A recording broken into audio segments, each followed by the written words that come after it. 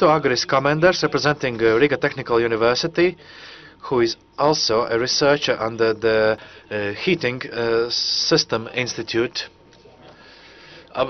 Yes, I'm still continuing my studies. So, what do we do wrong? Joris just said that, of course, we should heat insulate the block houses. But what about you? Do you yourself live in a highly efficient building? I live in a historic building, which is quite a problem. While still it's quite efficient. So my name is Agris Kamenders, and I will talk about energy efficient buildings rather than low consumption buildings. That will be also mentioned in my presentation. Why it is important to ensure high efficiency, and what levels should we reach. We had an example from Europe. And all the houses in Latvia are responsible for 37 to 40% of the total energy consumption. The same goes with Latvia, where around 37% of our energy is spent on buildings. Of course, our houses have a long life cycle. And if we build a house, of course, it will leave impact on our future life for quite a while. Here you can see a gym across of my office. And it is clear that as it was built somewhere in 1970s, nothing has changed ever since. And throughout these 30 years, the building has left its impact on the students who attend the gym.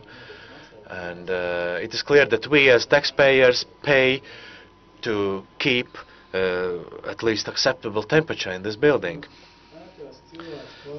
In different types, people spend most of their lives in different types of premises or buildings. So around 80% of our lives is spent in premises. So the microclimate in which we are, of course, leaves impact on our productivity and our leisure time as well. Here we have some bad examples where there is a failure to ensure proper ventilation and heat insulation. Here we can see that the new windows have been installed. Unfortunately, they have not been installed properly. Here we can see that already some damage has been done by moisture and low temperatures. And of course, people think, what are the reasons behind it? And it is actually the microclimate within the building that leaves such negative impacts on us. And of course, houses require a lot of energy and different types of resources. And the question is, to what extent should we ensure energy efficiency? Or what are the standards we should meet? Probably this illustration also demonstrates the life cycle of the building. We start with the building materials, then we build it, then we live in it, and afterwards we bring it down or demolish. So in average we have the lifespan of 50 years, and of course it's very important to know how much energy we will spend or consume during the life cycle. And here is the answer, actually. So quite frequently this question is asked, whether by insulating our homes, aren't we spending too much on the materials and the works and themselves, and doesn't this expenditure exceed the gains? But actually this information is based on a doctoral dissertation which focused on research aimed at showing the main factors contributing to the efficiency of and cost efficiency as well. So here the yellow bar shows what are the costs or maintenance costs, mainly consisting of the heating and hot water supply. And this light blue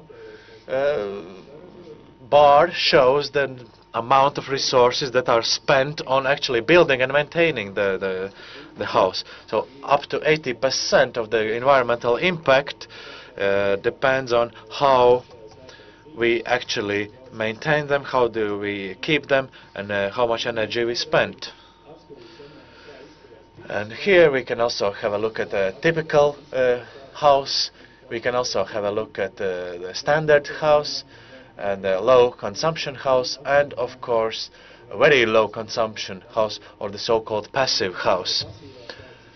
And only in the case of passive house, where we can have reduced the consumption to the level at which we can call this a passive house, and at this point actually we should focus on the materials we use, because at this point you can see that the light blue part of the bar is dominating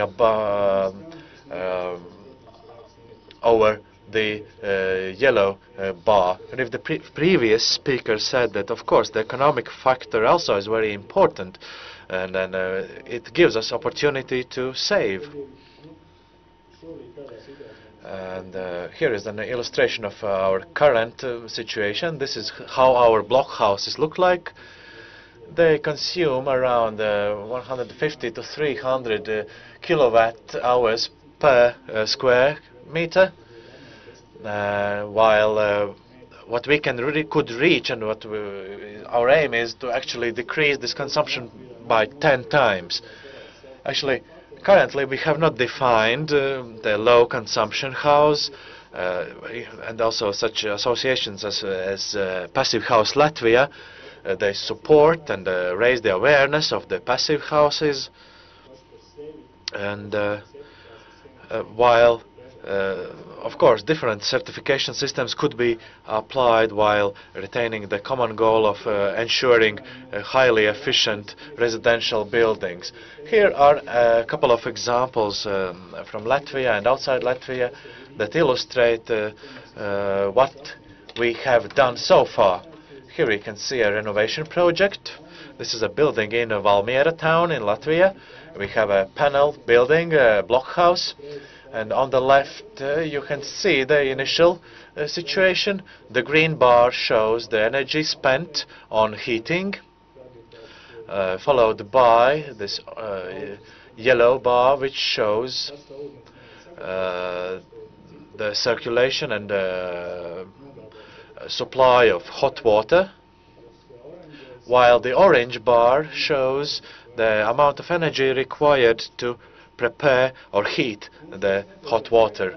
So here we can see the situation after the renovation. We can see that in this case we managed to reduce the energy consumption by 50%. Of course, we can also reach the improvement in the amount of 60 or 70%. In this case, what has been done in this project? The renovation in this case meant heat insulation of all the communications and the utility networks.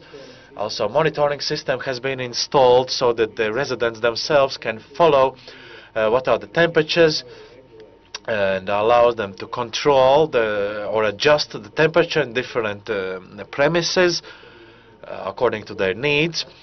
And of course we also had to work with the residents themselves. And another example is also from Latvia is that can be seen, and that we can also learn very much from it. This is a very low consumption building, where the initial 170 kilowatt hours per square meter has been reduced to approximately 25. So it is a private house built on the Baltic Sea coast. Its architecture is very traditional, while being very highly energy efficient. Here we can see a comparison when we look at this building. If an average block house accounts for 200 kilowatt hours per square meter a year, if this